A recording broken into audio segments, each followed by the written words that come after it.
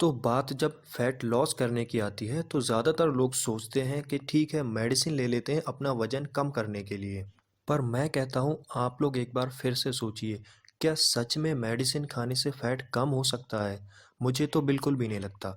तो जो लोग ऐसा मानते हैं कि मेडिसिन खाने से वेट कम हो जाता है वो लोग इस वीडियो से दूर रहें। और जो लोग विदाउट मेडिसिन अपने आप अपना फैट कम करना चाहते हैं वो लोग इस वीडियो को एंड तक देखें। मैं प्रॉमिस करता हूँ अगर आप लोगों ने वीडियो को एंड तक देख लिया और सारी बातों को फॉलो कर लिया तो आपका वेट 100% लॉस हो जाएगा, आपका फैट लेवल बहुत कम हो जाएगा। इसके लिए हमें सबसे पहले ये जानना बहुत ज़रूरी है कि फ़ैट असल में होता क्या है। तो हमारी बॉडी में कुछ टिश्यूज़ होते हैं जिन्हें एडिपोज टिश्यूज़ कहते हैं और जिनका काम होता है फैट को अपने अंदर स्टोर करना। जब हम लोग कोई खाना खाते हैं तब वो खाना डाइजेस्ट होता है, मेटाबॉलाइज होता है और हमारी बॉडी को एनर्जी देता है बॉडी फंक्शनिंग के लिए। लेकिन वहीं पर जब हम लोग अपने खाने के थ्रू इतने ज़्यादा न्यूट्रिएंट्स ले लेते हैं जितनी हमारी बॉडी को ज़रूरत नहीं होती है, तो वो चीज़ें हमारी बॉडी में एज ए फैट एब्जॉर्ब हो जाती हैं, स्टोर हो जाती हैं। फॉर एग्ज़ाम्पल अगर हमारी बॉडी को एक दिन में 20 ग्राम फैट चाहिए और अगर हम इससे ज़्यादा कंज्यूम करते हैं तो वो फैट हमारे एडिपोज टिश्यूज़ में जाके स्टोर हो जाएगा और धीरे धीरे वहाँ पर एक लेयर बना लेगा। जब हम लोग कार्बोहाइड्रेट्स खाते हैं तो ये ग्लूकोज में कन्वर्ट होता है और हमारी बॉडी को एनर्जी देता है। लेकिन वहीं पर एक्स्ट्रा कार्बोहाइड्रेट ग्लाइकोजन की फॉर्म में हमारी बॉडी में स्टोर हो जाता है। ऐसे ही जो एक्स्ट्रा फैट होता है वो हमारी बॉडी में ट्राइग्लिसराइड्स की फॉर्म में ऐड हो जाता है, जबकि प्रोटीन हमारी बॉडी में स्टोर नहीं होती है।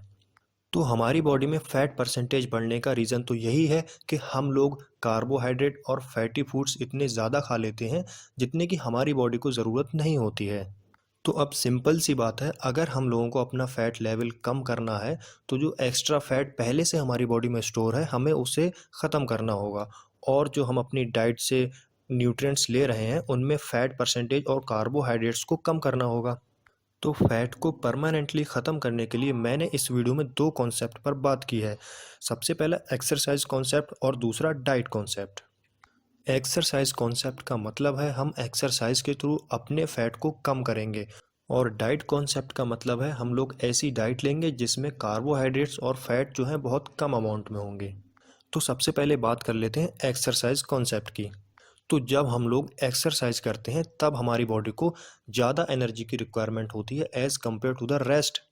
अब क्योंकि एक्सरसाइज करते करते हम लोग खाना नहीं खा सकते हैं तो उस टाइम पर जो एनर्जी की ज़रूरत पड़ती है वो हमारी बॉडी जो स्टोर फैट और ग्लूकोज होता है वहाँ से जो है पूरी कर लेती है।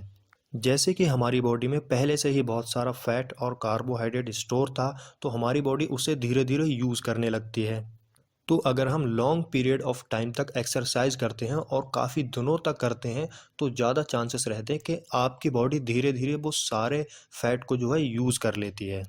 और अगर कुछ कॉमन एक्सरसाइज की बात करें तो उनमें रनिंग सबसे बेस्ट है जो कि आपका फ़ैट लॉस करने में बहुत ही ज़्यादा हेल्पफुल है, क्योंकि रनिंग करने से आपका बॉडी के सारे पार्ट्स मूव होते हैं और सारे पार्ट्स पर इफ़ेक्ट पड़ता है।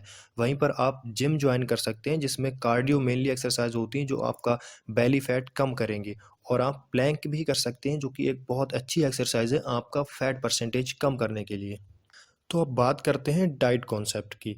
देखिए डाइट जो है वो 70% मैटर करती है जब हम अपना वेट गेन करना चाहते हैं या फिर अपना वेट कम करना चाहते हैं। तो जैसा कि मैं आपको पहले बता चुका हूँ कि आपकी बॉडी में ऑलरेडी बहुत सारा कार्बोहाइड्रेट और फैट मौजूद है, तो आपको अब ऐसे फूड्स लेना होंगे जिनके अंदर कार्बोहाइड्रेट और फैट बहुत ही कम अमाउंट में होगा या फिर नहीं होगा। इसकी जगह पर आप लोग ऐसे फूड्स लें जिनके अंदर प्रोटीन ज़्यादा अमाउंट में होगा, क्योंकि प्रोटीन जो है वो बहुत इंपॉर्टेंट फैक्टर है हमारी नॉर्मल बॉडी फंक्शनिंग के लिए।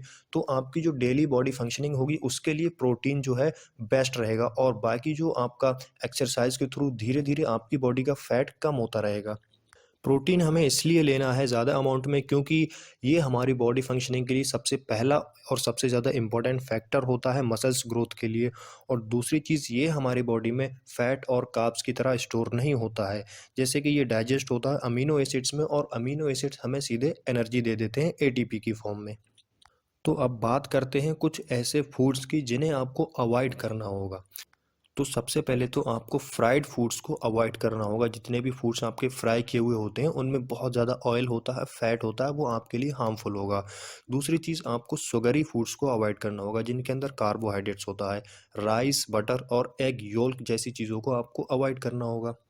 वहीं पर अब बात करते हैं कुछ ऐसे फूड्स की जिन्हें आपको अपनी डाइट में शामिल करना होगा, क्योंकि अगर आप लोग फैट और कार्ब्स नहीं ले रहे हैं तो आपको प्रोटीन ज़्यादा अमाउंट में लेना होगा, जिससे कि आपकी बॉडी नॉर्मल फंक्शनिंग करती रहे।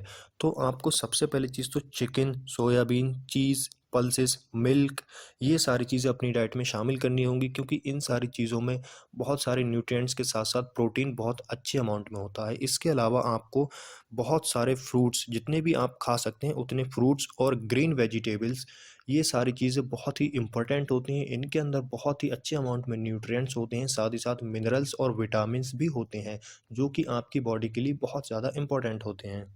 तो गाइस, सिंपल सा फंडा है, अगर आप लोग एक्सरसाइज डेली करते हैं लॉन्ग पीरियड ऑफ टाइम के लिए, वहीं पर आप अपना जो है प्रोटीन इंटेक बढ़ाते हैं और कार्ब और फैट इंटेक कम करते हैं, तो ऑब्वियस सी बात है धीरे धीरे आपकी बॉडी नॉर्मल शेप में आ जाएगी और आपका फैट परसेंटेज कम हो जाएगा।